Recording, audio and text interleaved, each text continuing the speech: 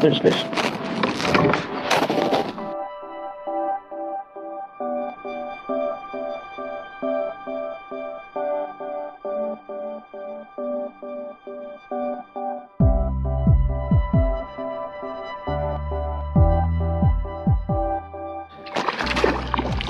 There we go, first kokanee of the day on corn.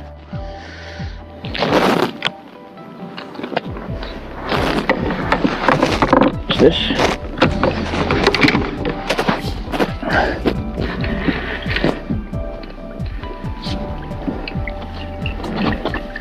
That's on the corn.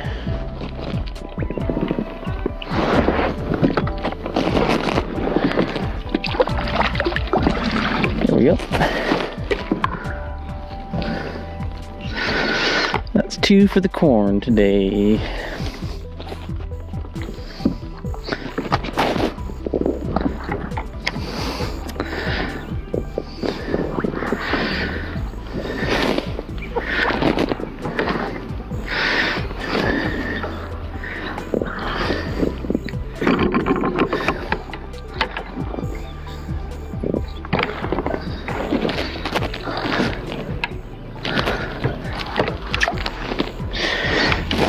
Little guy.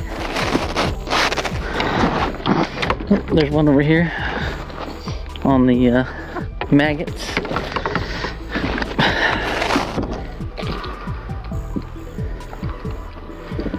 I think the bite actually picked up when the sun came up. Helped to get a little reflection on those Dodgers. The water's a little stained from rains. I think the sun is actually helping. There we go. That's 1 for the maggots. 2 for corn. Oh, there's fish. Another one on the maggots.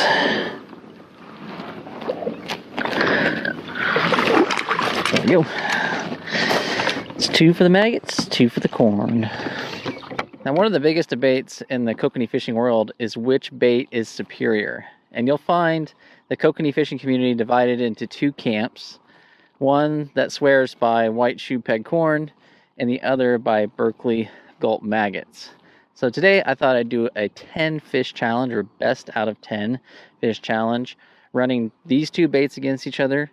I added nothing to either bait, so I'm just running straight corn, straight Berkley Gulp maggots on identical rods, using identical reels, identical line, identical dodgers, identical spinners, everything to the length, right down to the exact same amount, running the same amount of lead at the same depth. So let's see what happens today, who will come out on top. Let me know in the comments before you find out which one you think is going to win. Ooh, there's a fish right there on the maggots. Ooh, that feels like a nice fish. Oh, that's a nice size kokanee. Whoa! Better get him in the net before he decides to get off. Whew. Yeah, that's a great average size kokanee. That one's probably pushing 14, 15. There you go. That's a nice size coke. Fat. On the maggot. There's fish.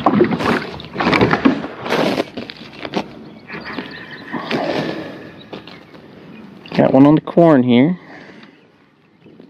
So we got corn on the cork handle and maggots on the carbon fiber handle. Otherwise, same rod blank.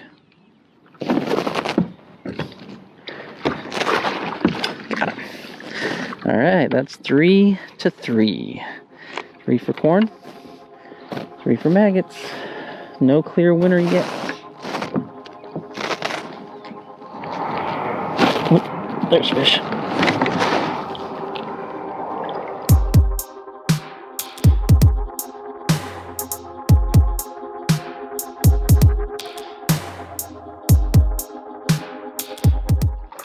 There we go. He was walking on water. That's number 4 for maggot. Only 3 on corn, so it takes the lead back.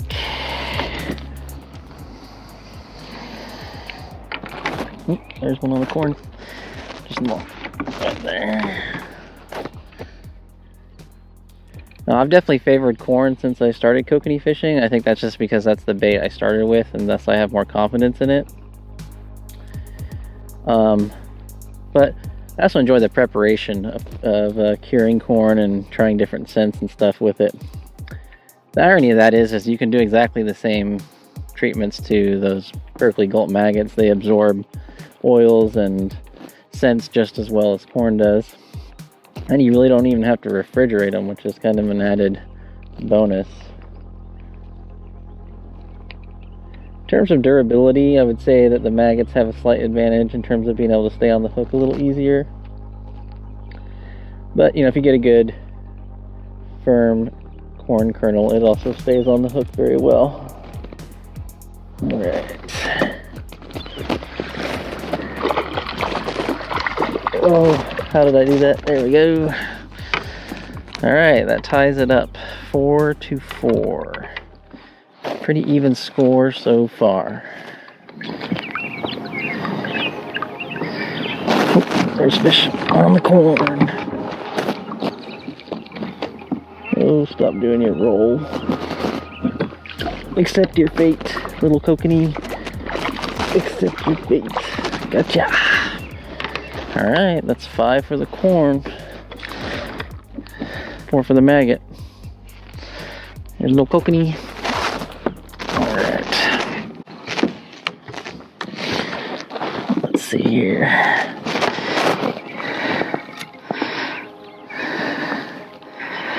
I love rubberized nets, man, makes it easy.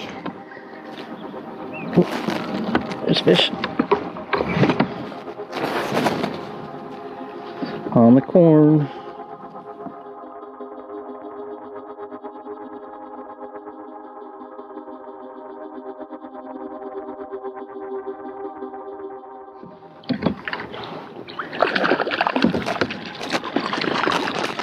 There we go. That is number 10 for the day. Okay, so back to shore with my 10 fish, and here are the results. So we ended up with 4 fish on the Gulp maggots, 6 on the corn. We're using identical custom dodgers with the same color spinner configuration and same leader length. So what does that tell me?